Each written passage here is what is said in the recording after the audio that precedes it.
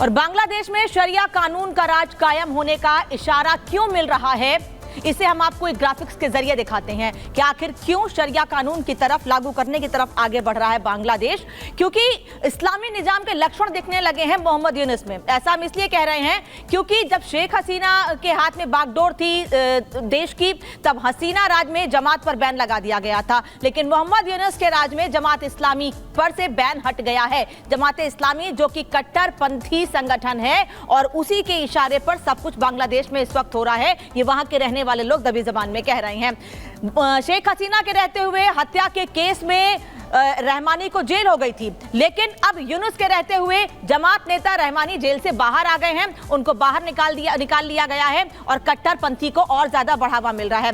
बांग्लादेश में लोकतंत्र मजबूत था जब शेख हसीना के हाथ में बागडोर थी देश की, लेकिन अब कट्टरपंथियों के हाथ में ताकत चली गई है और उनकी ताकत और ज्यादा बढ़ती चली जा रही है। वहीं दूसरी ओर कट्टरपंथी ताकतों पर लगाम लगाने के लिए शेख हसीना ने कई बड़े कदम उठाए थे और उन कदमों का असर दिखता भी था, लेकिन मोहम्मद यूनुस के रहते हुए कट्टरपंथियों से उनकी नजदीकी बढ़ी है, उनकी ताकत और ज्यादा बढ़ रही है। इसीलिए महिलाओं को जबरन बुर्का या हिजाब पहनने के लिए मजबूर किया जा रहा है। इसके अलावा कट्टरपंथी नेता मामनूल हक को जेल कराई गई थी, जेल गए थे, उनके गलत कामों की वजह से, उनके नियमों की वजह से शेख हसीना ने उनको जेल में डाला था, लेकिन मोहम्मद यूनुस की ओर से इसको लेकर बहुत बड़े कदम नहीं उठाए गए, जेल से बाहर आ गए हैं। वो हिंदुओं को समान नागरिक अधिकार दिए गए थे शेख हसीना की सरकार में, लेकिन मोहम्मद यूनुस के रहते हुए सांप्रदायिक सौहार्द बिगड़ रहा है, वहां पर सीधी चोट उस पर की जा रही है, हिंदुओं की नौकरी छीनी जा रही है।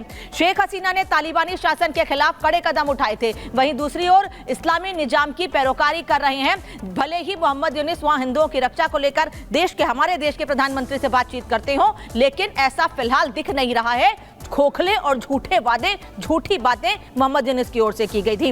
अब सवाल यह है कि बांग्लादेश में शरिया कानून की तर्ज पर महिलाओं के साथ क्रूरता हो रही है, तो वहां महिलाओं को सामान्य कपड़े पहनने पर टारगेट किया जा रहा है, बुर्का या हिजाब पहनने पर मजबूर किया जा रहा है, वहां महिलाओं को बुर्का पहनने को लेकर दबाव बनाया जा रहा है। अगर हिंदू महिलाओं को भी वहां बुर्का पहनने पर मजबूर किया गया तो उसका क्या असर होगा, इस पर भारत के संतों का क्या कहना है, ये सुन लीजिए। देश के अंदर शेख हसीना के पराभव के बाद जिस तरीके से हिंदू महिलाओं को बुर्का पहनने के लिए मजबूर किया जा रहा है, यह घोर निंदनीय है और इसे किसी भी कीमत पर दुनिया के सभ्य समाज में बर्दाश्त नहीं किया जा सकता।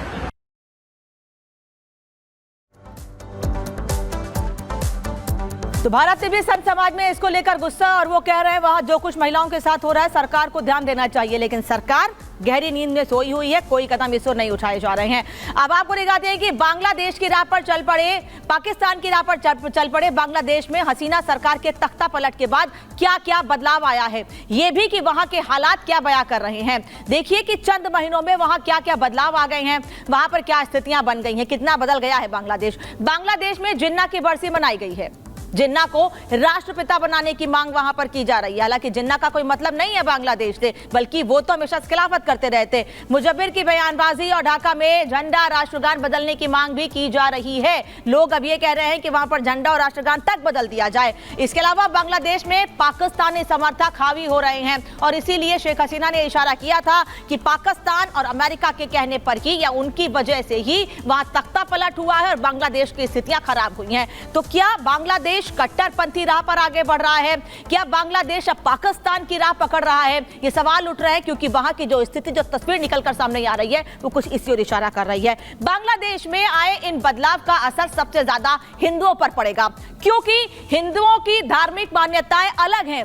ऐसी बदली परिस्थिति में जब वहां कट्टरपंथी ताकतें हावी हैं, तो वहां दुनिया परिवारों की सुरक्षा, दूसरे परिवारों की सुरक्षा कैसे होगी, हिंदू परिवार की सुरक्षा कैसे होगी, यह भी सोचने वाली बात होगी। सुनिए रिएक्शन क्या है इस पर। जहां तक बांग्लादेश के हिंदुओं की सुरक्षा का प्रश्न है, भारत सरकार को हस्तक्षेप करने चाहिए। 1971 में जब पूर्वी पाकिस्तान बांग्लादेश बना था, तब भी भारत का सैन्य हस्तक्षेप 6 महीने बाद हुआ था, लेकिन अब हालात बद से बदतर होते जा रहे हैं। वहां तालिबानी हुकूमत जिस तरीके का इस्लामिक दरिंदगी का व्यवहार कर रही है, यह कभी भी क्षमा नहीं किया जा सकता और इंटरनेशनल ह्यूमन राइट्स हो या संयुक्त राष्ट्र संघ हो, ये आंख मूंद करके कैसे बैठे हुए हैं।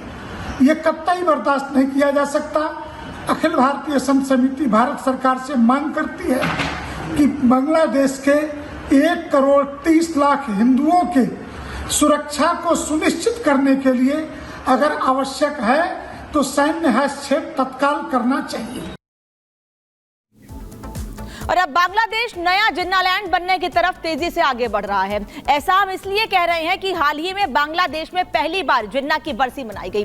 कट्टरपंथी और पाकिस्तान चीन की शय पर बांग्लादेश अपनी बर्बादी की ओर जा रहा है।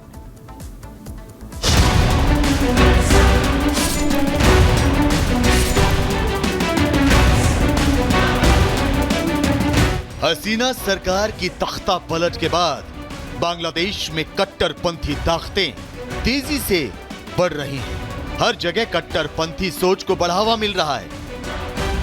पाकिस्तान के जो समर्थक बांग्लादेश में छिपे बैठे थे, अब वो खुलकर सामने आने लगे हैं। पाकिस्तान से आजाद होकर एक नया मुल्क बना बांग्लादेश एक बार फिर जिन्ना लैंड बनने की राह पर आगे बढ़ रहा है।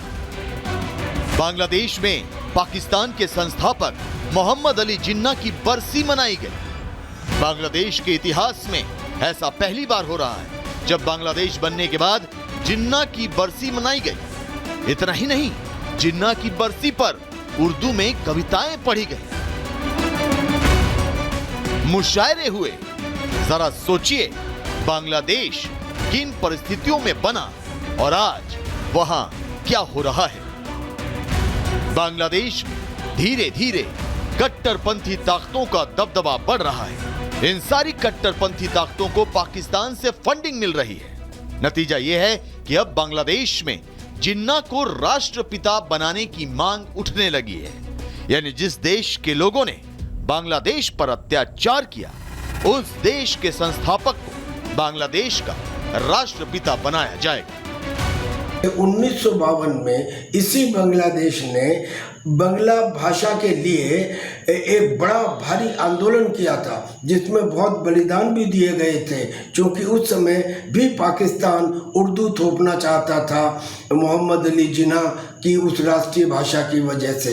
अब जमाते इस्लामी और ISI की वजह से वो सिचुएशन 180 डिग्री बदल गई है और ऐसा लगता है कि ये बांग्लादेश अब एक दूसरा पाकिस्तान बन गया है, जो हिंदुस्तान के लिए एक खतरा है। बांग्लादेश में आंदोलन की आड़ में तख्ता पलट किया गया। उम्मीद ये थी कि नई सरकार सुधारों को बढ़ावा देगी, लेकिन नई सरकार तो कट्टरपंथियों के हाथों की कठपुतली बन गई। हालात ये है कि अब बांग्लादेश में सब कुछ उल्टा हो रहा है।